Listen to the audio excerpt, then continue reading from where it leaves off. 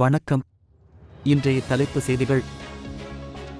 சென்னையில் மாநகர் போக்குவரத்து கழகத்தின் சார்பில் 120 புதிய தாழ்தள மின்சார பேருந்துகள் இயக்கத்தை முதல்வர் மு.க.ஸ்டாலின் கொடியசைத்து தொடங்கி வைத்தார். மணப்புரம் கோயில் காவலரை சாதாரண சந்தேக வழக்கில் விசாரணைக்கு அழைத்துச் சென்று தாக்கியது ஏன்? அவர் என்ன தீவிரவாதியா என உயர் நீதிமன்றம் மதுரை அமர்வு கேள்வி எழுப்பியுள்ளது. காங்கிரஸ் கட்சி நாடு முழுவதும் உள்ள மாவோயிஸ்டுகளுக்கு தெலங்கானாவை ஒரு புகலிடமாக மாற்றக்கூடும் என்று நான் அஞ்சுகிறேன் என்று மத்திய உள்துறை அமைச்சர் அமித் ஷா கூறினார். பரந்தூரில் விமான நிலையம் அமைக்க கையகப்படுத்தப்படவுள்ள நிலங்களுக்கு ஏக்கருக்கு 35 லட்சம் ரூபாய் முதல் 2.5 கோடி ரூபாய் வரை விலை நிர்ணயம் செய்து அரசாணை வெளியிடப்பட்டுள்ளது.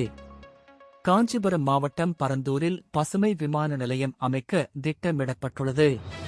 அரசியல் நாகரிகம் அற்ற முறையில் மத்திய உள்துறை அமைச்சர் அமித் ஷா குறித்து சமீபத்தில் பேசியிருப்பது மிகவும் கண்டிக்கத்தக்கது.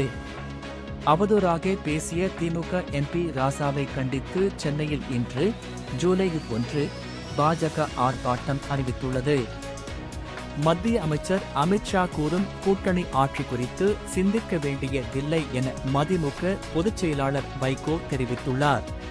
மேட்டூர் அணை 44வது முறையாக முழு கொள்ளவான 120 அடியை எட்டியதை அடுத்து நேற்று மாலை 6 மணி முதல் 16 கண்மதகு வழியாக வினாடிக்கு 32,000 கன அடி உபரிநீர் காவிரி ஆற்றில் வெளியேற்றப்பட்டது. மேலும் விரிவான செய்திகளுக்கு அரசியல் ராஜ்யம் மின்னிதழை படியுங்கள்.